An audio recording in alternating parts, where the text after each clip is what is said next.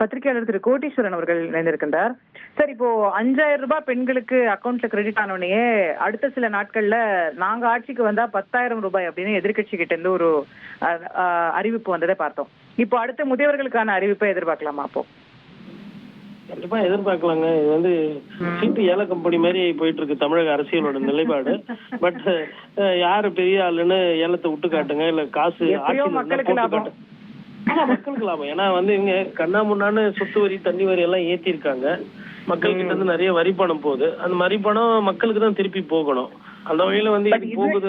இந்த பணமும் நம்ம வரி பணத்துல இருந்து தானே வருது அப்படிங்கிற. ஆமா, இது வந்து எந்த கட்சியோட நிதியோ இல்ல யாரோட சொந்த காசும் கிடையாது. இது அரசாங்கத்தோட பணம், மக்கள் பணம். மக்கள் பணம் மக்களுக்கே திருப்பி வருது. என்னன்னா, தேர்தல் என்பது 5 வருஷத்துக்கு இல்லாம வருஷம் வந்தா நல்லா இருக்கும். வருஷம் பொங்கல், அதுக்கப்புறமா வருஷம் வந்து நமக்கு வந்து கொடை, இது அப்புறம் மழை அதிகமா பெஞ்சா கூட அதுக்கும் ஒரு ரிலீஃப் வரும். நம்ம வந்து கிட்டத்தட்ட ஹாங்காங், கனடால எல்லாம் இப்படிதான் பாத்தீங்கன்னா பப்ளிக்க வந்து நல்லா பாத்துக்கிடுவாங்க. அப்படி ஒரு நாடா மாறணும்னா வருஷம் தேர்தல் வந்தா நல்லா இருக்கும். இது வந்து இது ஃப்ரீபி, இதனால வந்து டாக்ஸ் அதிகமாகுது அப்படின்லாம் அது வந்து ஏற்புடையது அல்ல.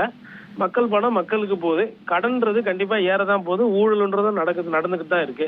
அட்லீஸ்ட் இந்த விஷயத்துல மக்களுக்குன்னா ஏதோ ஒரு பணம் போகுதுன்னும் போது கிராமங்கள்ல ஏழை பாழைகள் ஆகட்டும், அதுவும் குறிப்பா மாற்றுத்திறனாளிகள்லாம் நிறைய சிக்கல் இருக்குங்க. நிறைய போராட்டம் எல்லாம் பண்ணிட்டு இருக்காங்க. காவல்துறை ரொம்ப கண்ணியமற்ற முறையில எல்லாம் அவங்களை இது பண்ணிருக்காங்க.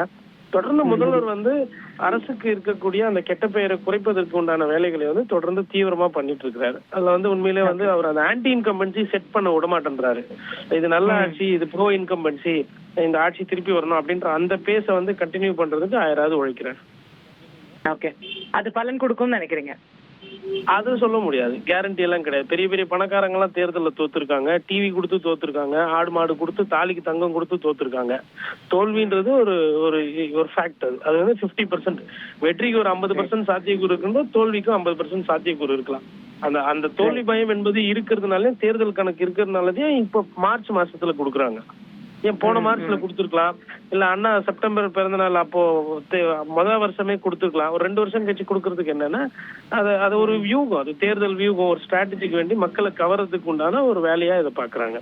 1,26,00,000 மனங்களை வென்ற தந்தி டிவி யூடியூப் சேனல். தவிர்க்க முடியாத தம்ப்நெயில்ஸ், கலக்கலான கான்டென்ட்ஸ். நீங்களும் இந்த குடும்பத்தில் இணைய இப்பவே சப்ஸ்கிரைப் பண்ணுங்க. அசுரபலம் கொண்ட எங்கள் டிஜிட்டல் கரங்களில் உங்கள் விளம்பரங்களை சேர்க்க வாட்ஸ்அப் பண்ணுங்க. 8939888378. Email advtanditv@dttv.in.